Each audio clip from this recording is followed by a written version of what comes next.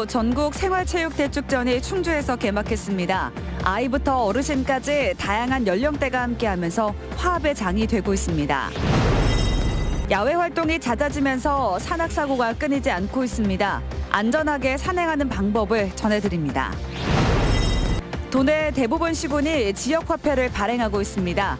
정착 단계에 접어들면서 올해 총 발행 규모가 400억 원이 넘습니다. 청주시 문화산업진흥재단이 지역 문화 원형을 소재로 스토리텔링을 공모해 단편 영화로 제작했습니다. 제작된 작품은 유튜브 등을 통해 소개될 예정입니다.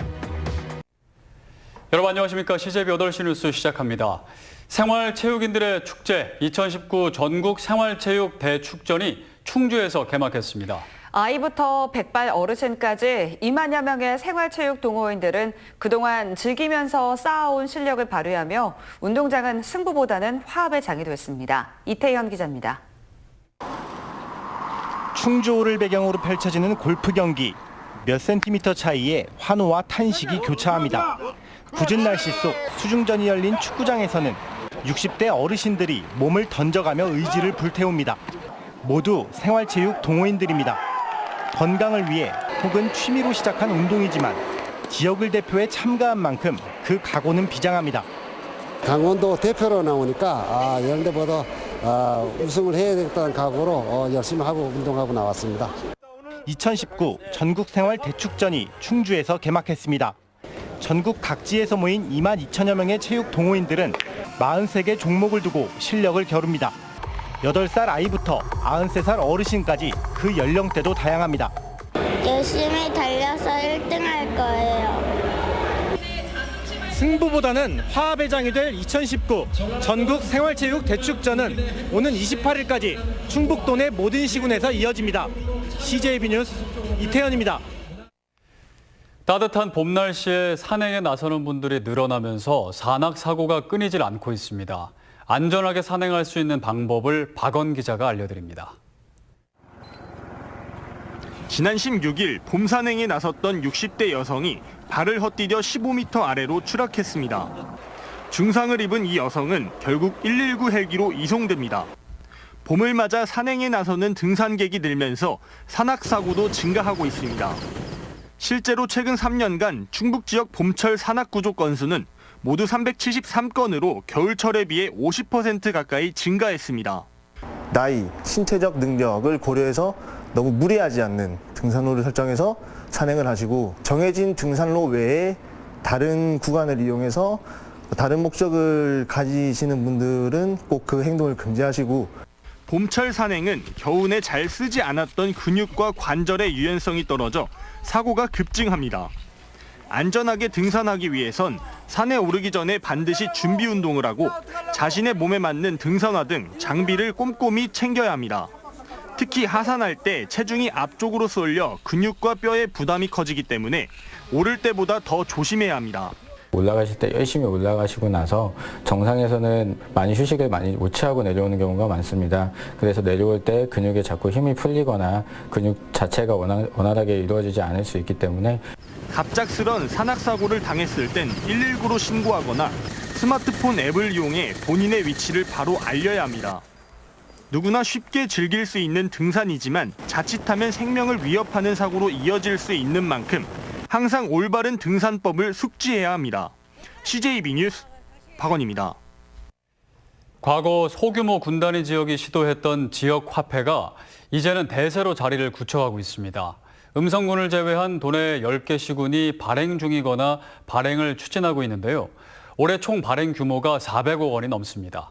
조상호 기자입니다. 직장 동료들이 점심 식사를 마치고 차를 마시러 들어옵니다. 커피를 주문하고 지역 화폐인 진천사랑 상품권으로 결제합니다. 2만 원을 내고 거스름돈 4,600원을 받았습니다. 사용하는데 불편한 점은 없어요. 다른 데서도 그냥 지폐처럼 다들 잘 받아주시고 하니까 그냥 상품권이 아니라 지폐 같은 느낌으로 잘 사용하고 있어요. 발행된 지 17년 된 진천사랑 상품권은 그동안 188억 원이 판매됐습니다. 올해는 마일리지 적립률을 2%에서 5%로 올렸습니다. 구매를 한 다음에 홈페이지에 들어가서 적립을 하는 거예요. 그러면 나중에 다시 상품권으로 되돌려드리는, 적립이 된 다음에. 충북은 7개 시군이 지역 화폐를 운영 중이고 3개 시군은 올 하반기 발행을 목표로 절차를 밟고 있습니다. 올해 발행 규모는 제천시가 200억 원으로 가장 많고 괴산이 35억 원, 영동과 단양 14억 원, 증평이 8억 원입니다. 청주시와 충주시, 보은군도 올 하반기 발행을 준비 중으로 이들 10개 시군 발행 규모를 모두 합하면 426억 원에 이릅니다. 가장 중요한 건 가맹점 확보로 제천시가 넉 달 만에 4,500개를 확보한 건 고무적인 현상입니다. 워낙 지역 경제가 됐다 보니까 이런 걸 기회로 지역 경제를 다시 한번 살려보자 하는 그 의지를 갖고서 많이 동참하셔가지고 저희들로서도 뭐 깜짝 놀랐죠. 하나의 실험에서 이제는 정착 단계에 접어든 지역 화폐, 마일리지나 할인액에 대한 국고 지원과 모바일과의 접목이 숙제로 남아 있습니다. CJB 뉴스 조상우입니다. 청주 구룡산 살리기 시민대책위원회의 거센 반발로 오늘 열릴 예정이었던 도시공원위원회 개최가 또다시 무산됐습니다. 대책위 회원 20여 명은 도시공원위원회 참관 등을 요구하며 시청사 진입을 시도했고 이 과정에서 시청 직원들과 한때 몸싸움이 벌어졌습니다. 앞서 청주시는 구룡공원은 시가 사유지를 일부 매입하고 나머지 구역은 민간공원 개발을 하는 쪽으로 가닥을 잡았다고 밝혔습니다.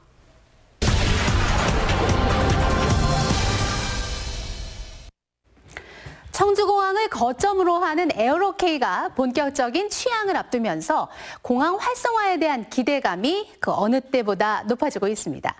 하지만 늘어나는 항공 수요에 비해 공항 시설 확충이 시급하다는 목소리가 높아지고 있는데요. 특히 10여 년째 지역 현안인 활주로 연장 문제를 비롯해서 공항 활주로 운영 등급을 올리는 노력이 필요하다는 지적입니다. 공항 활주로 운영 등급이란 안개나 폭우 등으로 이 조종사가 활주로가 보이지 않아도 자동으로 착륙할 수 있는 시정거리를 등급으로 분류한 것을 말합니다. 등급은 카트 1에서 카트 2, 카트 3까지 나뉘게 되는데요. 현재 청주공항의 활주로 운영 등급은 가장 낮은 카트 1입니다.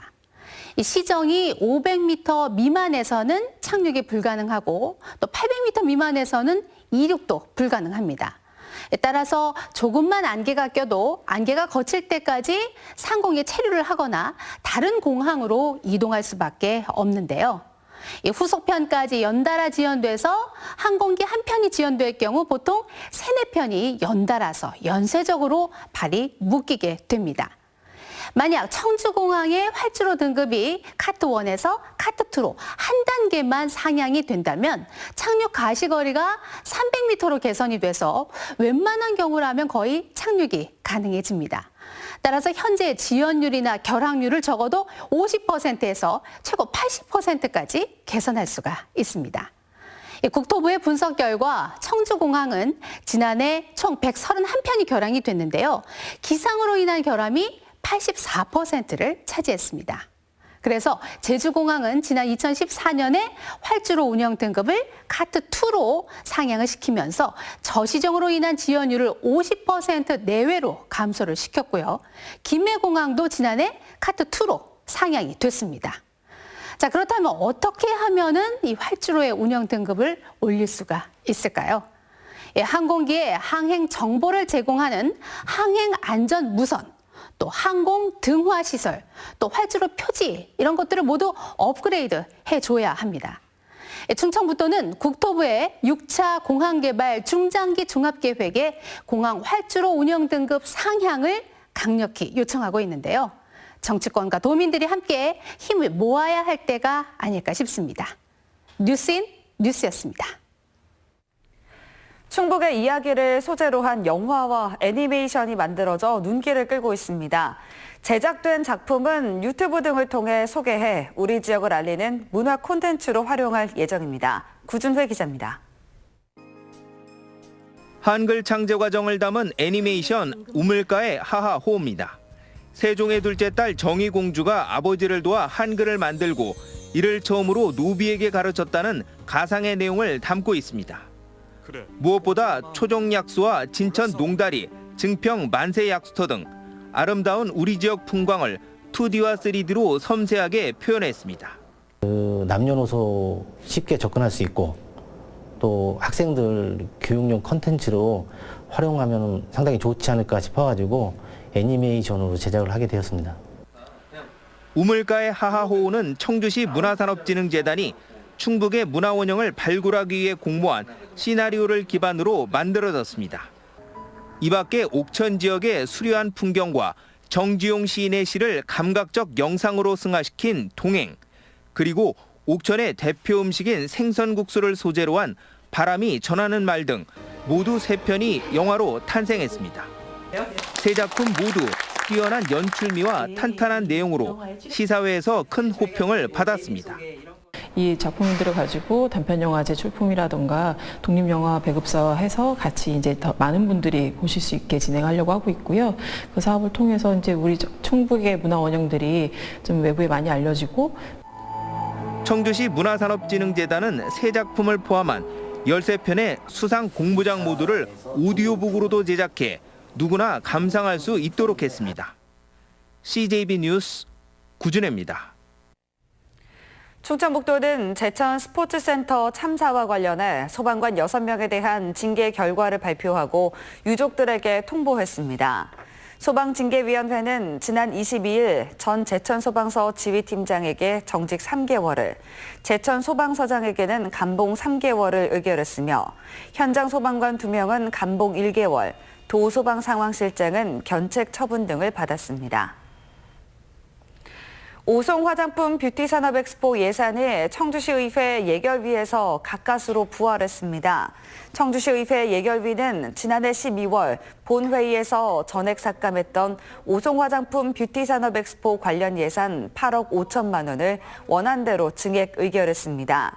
지난 2015년부터 도와 시가 공동 주관해오던 오송 화장품 엑스포는 관련 예산을 시의회가 전액 삭감하면서 논란을 빚었습니다. 지난달 말부터 영하권으로 떨어지는 꽃샘추위에 농작물 냉해가 잇따르고 있습니다. 현재까지 도내에서 집계된 냉해 피해 면적은 총 571헥타르로 사과, 배 등 과수와 옥수수, 담배, 감자 등 밭작물에서 냉해가 발생하고 있습니다. 충북도는 다음 달 말까지 정확한 피해 규모를 조사할 계획입니다. 지난해 도내 학교에서 발생한 사고 건수는 모두 2,362건으로 하루 평균 6.4건의 사고가 발생한 것으로 나타났습니다. 학급별로는 초등학교가 전체의 35%로 가장 많았고 중학교, 고등학교, 유치원 순이었습니다. 이사로 CJB 8시 뉴스를 모두 마칩니다. 시청해주신 여러분 고맙습니다.